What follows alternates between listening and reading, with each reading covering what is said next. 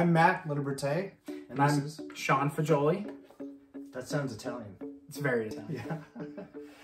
Italian-American, Canadian, almost American. We're just making a short video here and probably a series of other short videos to talk about some of the things that we wondered about as we started our journey in Brazilian Jiu-Jitsu about 90 days ago, actually just over 90 days in August of 2021. We know we had a lot of thoughts. We wondered about a lot of things. We've had to discover these things ourselves. Fortunately, we have each other growing at the same time through the white belt experience. And I think lots of people would have the same questions. You agree? Yeah, so we joined the gym about 3 months ago, and we just thought it'd be fun to kind of bring everybody along on the journey. A lot of the videos we've seen on YouTube and other places kind of start with higher belts explaining a lot of really technical things, really fancy things, and they do a very good job at that. We just thought it'd be fun to kind of start like a video series to progress with us on the journey and just to bring everybody along on that, that jiu-jitsu learning journey as we progress and as we move forward with it.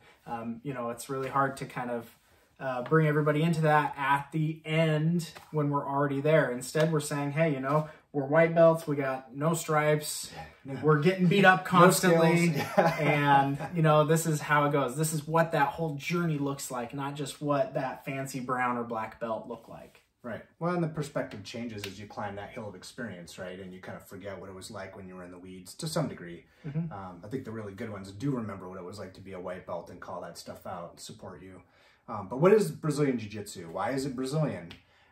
Just really quick, there's plenty of videos out there on the history of all these things, but we don't know why you've come to this video or why you're thinking about Jiu-Jitsu.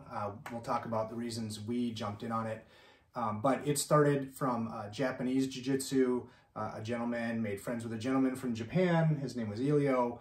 He was a slighter guy, and he really leveraged Jiu-Jitsu to take his smaller frame and size and turn it against his enemies and fight from bad positions, which I think everybody could use, and comes in really handy for especially kids and women. There's no striking in Jiu-Jitsu. There's no kicking.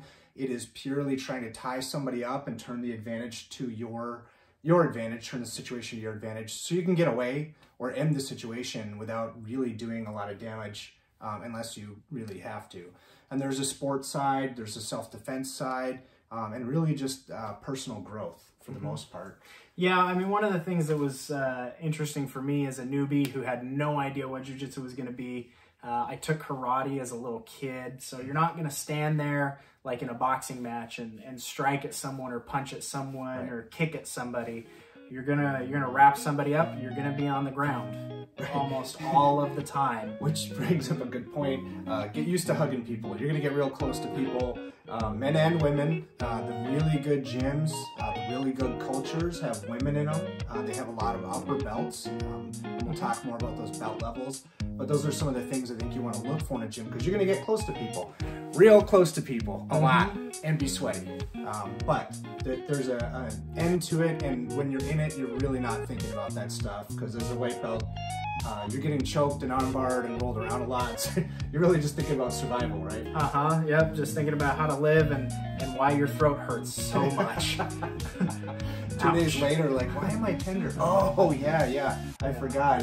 I got choked with my own arm so many times last 2 days ago that it hurts now. Yeah, so we'll talk about a couple of those things in some of our upcoming videos. In the next video, we're likely to talk about some basic positions and some of the first things that you're going to see on maybe your first day that might help you walk into a new gym as you sign up a little bit quicker or a little more comfortably as you get into it. We'll go talk about those things, but this video is really just kind of dedicated to introducing ourselves and what it is we're doing here. Absolutely. So what else are we going to talk about in future videos? We'll talk about basic positions. We'll talk about different thoughts and learnings and kind of like those aha moments we had as we started, those different kind of benchmarks. When you learn something and then realize what the next thing was beyond that. Right. We're gonna chronicle the beginning and the process of being a newbie, of being the person who's constantly our on the blank losing slate. end Yeah. of the sparring.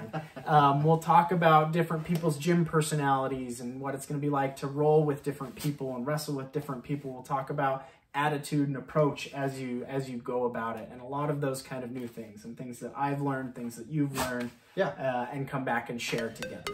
All right. Until next time. Awesome.